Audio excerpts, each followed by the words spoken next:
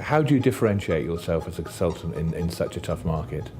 I think our approach is very much looking far more at the human element of consultancy. So looking at the workflow, looking at how a client's going to engage in their workspace first, and then layering technology into that. So there's no preconceptions about what a client may or may not need, but just looking at them as an organisation and as a group of human beings, and saying, okay, we want to achieve X, Y, and Z, maybe in our new office space or by introducing some new technology.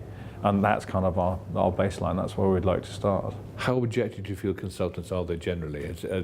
Are they product agnostic? Are they? I mean, it obviously depends on the type of experience you've had and what you can offer a particular client, doesn't it? I suppose. Yeah, I think that as a group of people now, I think we're a lot better at being vendor agnostic. I think we're far more impartial than maybe we were in the past. But I think it's important. I mean, my relationship with the manufacturers that I work with is also important, because as a small consultancy firm, we don't have hundreds of people on the ground looking at what projects are coming next and everything else. So, as part of your network is having a good, strong relationship with the manufacturers.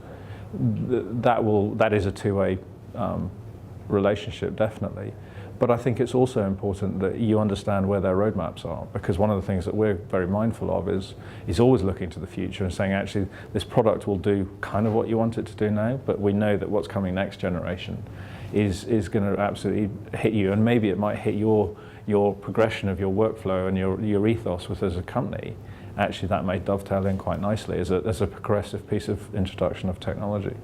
I mean, you mentioned quite earlier in the session you protect clients against themselves. I thought was a particularly good quote.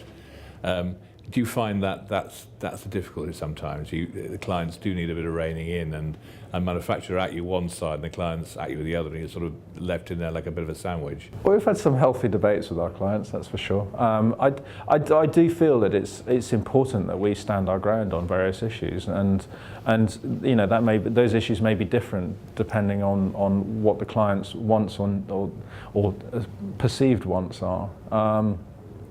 But I do think it's important that we advise our clients using our knowledge and using our understanding, rather than just landing up in that kind of let's roll out the solution we used last time because we know it worked for another client, and just manipulating it maybe slightly to fit the needs of this next client.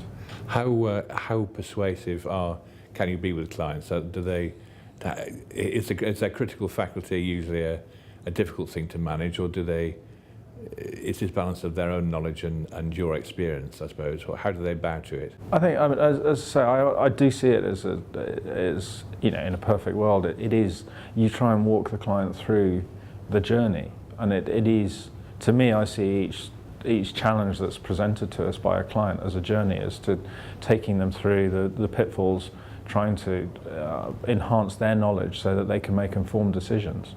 Because yes, occasionally we won't force a technology through, but we will be maybe more persuasive than we would ordinarily be when we think something is right, and actually the client's saying we don't think we need that.